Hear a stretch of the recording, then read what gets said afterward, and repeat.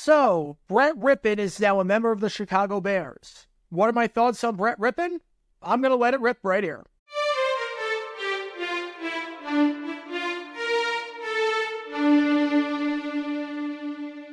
Welcome everybody to JG9 News, where we talk all things NFL all the time. I'm Jared Garnett, representing the 904 from the 602, and today we are talking about the Chicago Bears signing a quarterback, making a move in the quarterback world, although not the move that I think a lot of people are expecting with Justin Fields.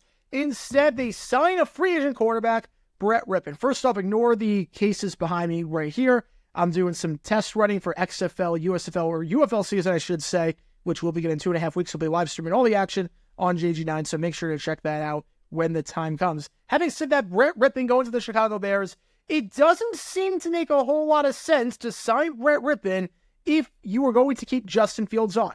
Now, obviously, there was a lot of talk this offseason about Justin Fields. Will he be a Chicago Bear in 2024?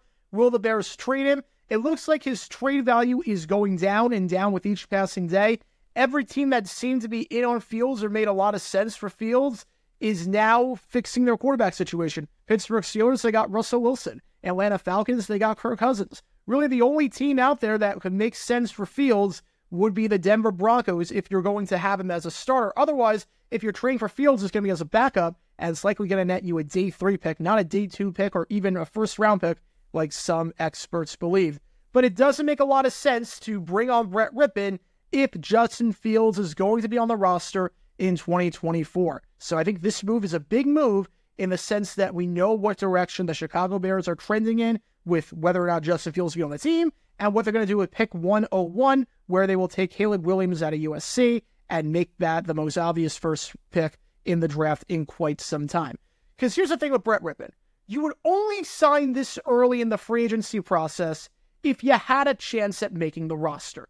Brett Rypien, not that good. Last season with the Rams, he spent time before with the Broncos, but in this time frame that Rypien's been in the NFL since 2019, and he really played for the first time in 2020, 4 touchdowns, 9 picks, 59.9 passer rating. That's not very good. 79 quarterbacks over the last 4 years had at least 100 pass attempts, and of those 79, Rypien ranked 78th in passer rating, the only one worse being Tim Boyle at 54.7. Among those 79 QBs, Rypien also ranked 75th in completion percentage. The only guys he's better than, Mike Lennon, Zach Wilson, Trevor Siemian, and PJ Walker. Last year with the Rams, didn't play a lot, but he completed just 47.4% of his passes in that limited time last year.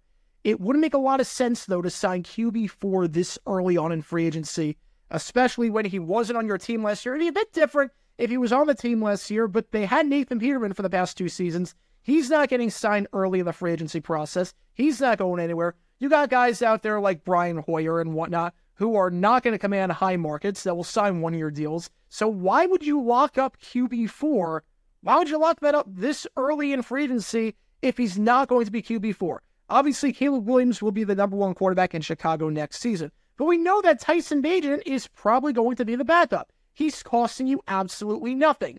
Less than $1 million cap hit, which, looking at some of these other deals that quarterbacks are making, seems like an absolute steal. Obviously, I think Mason Rudolph is better than Tyson Bagent, but Rudolph just signed with Tennessee for 4 times more than what Tyson Bagent is making in 2024. Tyrod Taylor, obviously, I think he's better than Bagent, but not 9 times better, to the point where he's making $9 million in New York. Sam Darnold, I don't know if he's going to be starting or he's going to be a backup. I don't know if he's going to be a bridge quarterback.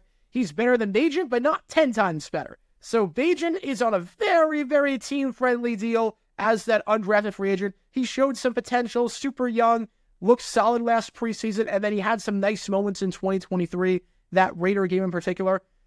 If you're Brett Rypien, why would you sign with the team this early on in free agency if you're not making the roster? It wouldn't make a lot of sense. You sign with the team later on when they know their quarterback situation, because there are some teams that they might be in the market for a quarterback potentially in the NFL draft. Not a first-round or second-round quarterback, but maybe a day 3 guy. They end up not being able to get that guy. Maybe someone goes down in training camp and you can fill in that spot and get on the 53-man roster that way.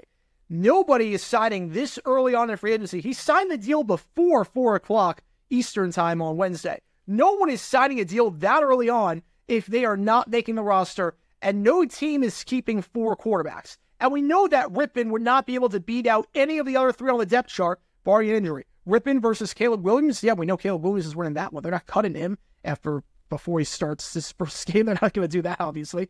Justin Fields is not beating out him, and Tyson Bagent is not beating out him because how young he is compared to Rypien. And on top of that, Bagent showed some potential. Unless Bagent just completely plays terribly, that's the only way I could see Rypien being out Bagent.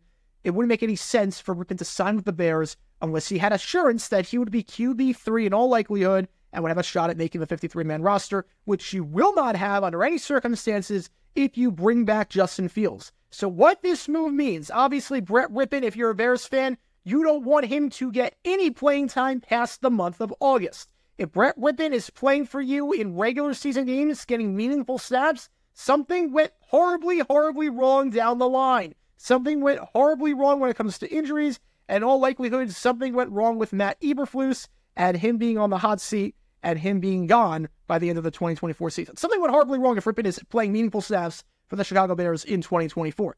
But what this move means long-term and in the bigger picture is that even though Justin Fields has not been traded yet, even though his market is significantly worse than it was, look for him to not be a Chicago Bear because it wouldn't make any sense to sign Brett Rypien. I know it's a one-year deal, but it wouldn't make sense to sign a guy this early on in the free agency process if he didn't have a chance at making the roster. And Justin Fields, his days with the Chicago Bears are likely numbered. If this is any indication, we had a feeling for quite some time this offseason that Fields would not be back with the Chicago Bears. Didn't know where he would go. Still have no real idea where he's going to go. Might be a decision that will be made closer to the draft once teams figure out their QB situation. Maybe they're not able to trade up for a QB, get that guy in round one that they want, so they try to take a flyer on Fields and see what happens.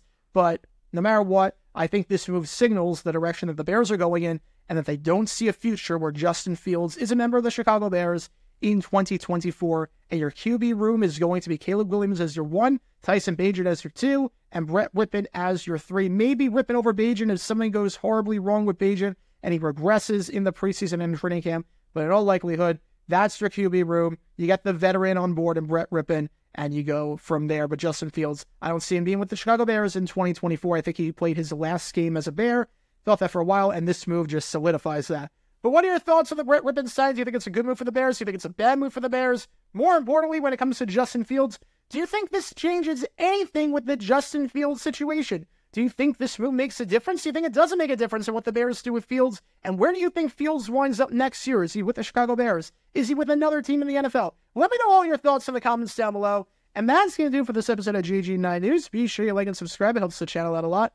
And be sure to check out my main channel, Jaguar9, where we talk all things NFL history all the time. Until next time, this is Jaguar9 signing off. And as always, go Jags.